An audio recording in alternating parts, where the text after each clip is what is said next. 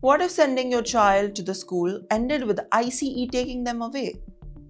That is exactly what is causing outrage right now in Minnesota. This week, a massive and aggressive immigration enforcement operation unfolded across the Minneapolis and nearby suburbs. And at the center of that storm is a 5-year-old child. According to the families and the school officials, armed ICE agents detained 4 children in total. 2 were 17 years old and 1 was 10, and the youngest just 5 years old.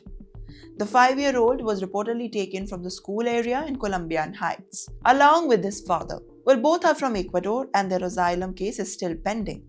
They are now being held in Texas. So, school officials say that ICE agents have been roaming in the neighborhood, stopping parents, following the school buses, and detaining children from the parking lots. The superintendent of the Columbian Heights School also directly said that the fear was completely taken over the community. Parents are actually scared to leave their homes. Kids are afraid to go to the schools. An entire neighborhood feels watched. Well, witnesses say that the father was handcuffed in front of the 5-year-old child walking home from school.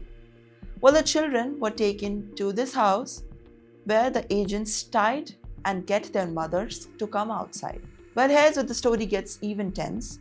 The Department of Homeland Security says that the father was in the US illegally and didn't show the documents.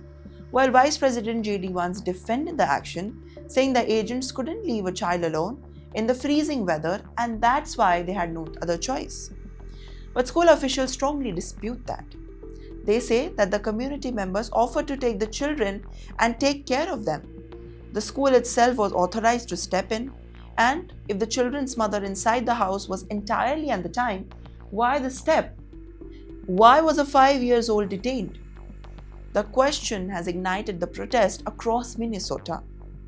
More than 3,000 federal agents are now being deployed in the region, and immigrant families are staying indoors. You know why? Relying on the volunteers for food and supplies just because they are feared.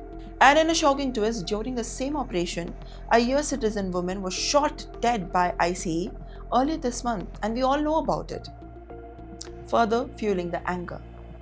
And the Trump administration says that enforcement will continue. Protesters say that this crossed a line and nothing is going to stop. So the real question is this about immigration enforcement? Or has it become something so far dangerous? Drop your thoughts in the comments.